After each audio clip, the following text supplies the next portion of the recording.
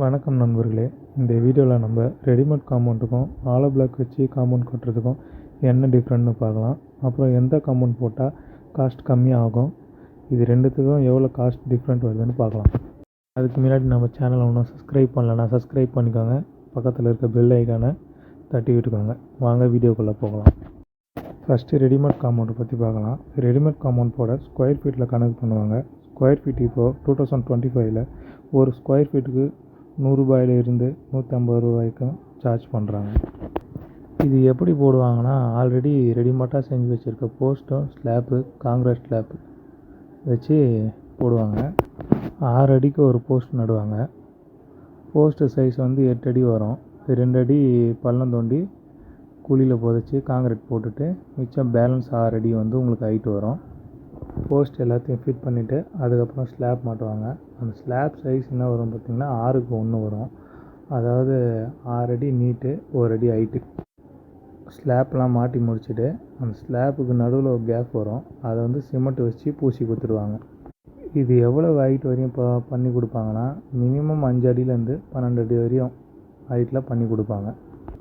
இப்போது ஒரு 100 அடிக்கு உங்கள் வீட்டுக்கு காம்பவுண்டு போடணுன்னா எவ்வளோ செலவாகும்னு சொல்கிறேன்.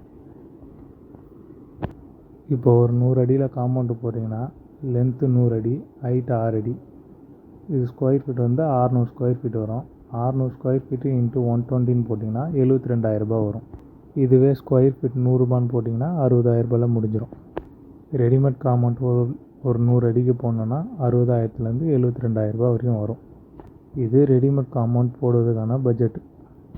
இதுவே ஆலோ பிளாக்கில் காம்பவுண்ட் கட்டணுன்னா அதுக்கு எவ்வளோ பட்ஜெட் ஆகும், அது எப்படி போகிறாங்கன்னு பார்க்கலாம்.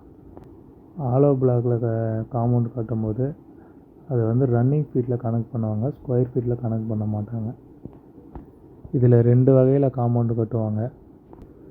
ஒன்று வந்து பிளித் பீம் போட்டு ஃப்ரேம் வச்சு கட்டுவாங்க. இன்னொரு மெத்தட் வந்து லோ பிரிக்கில் வச்சு கட்டுவாங்க.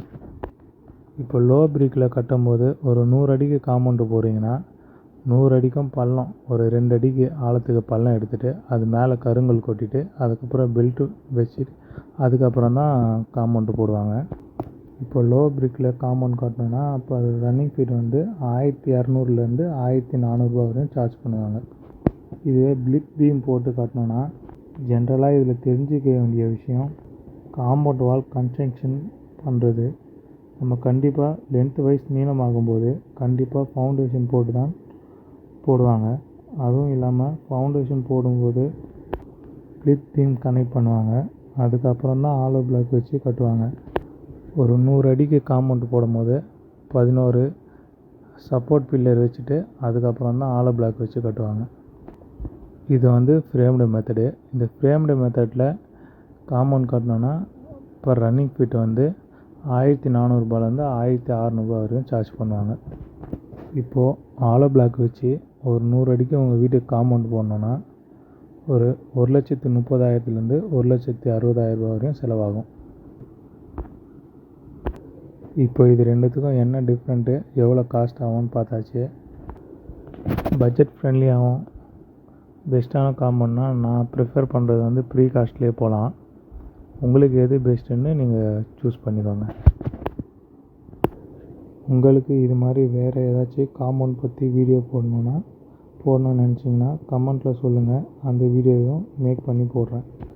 இந்த வீடியோ உங்களுக்கு பயனுள்ளதாக இருந்துச்சுன்னா ஒரு லைக் போட்டு போங்க.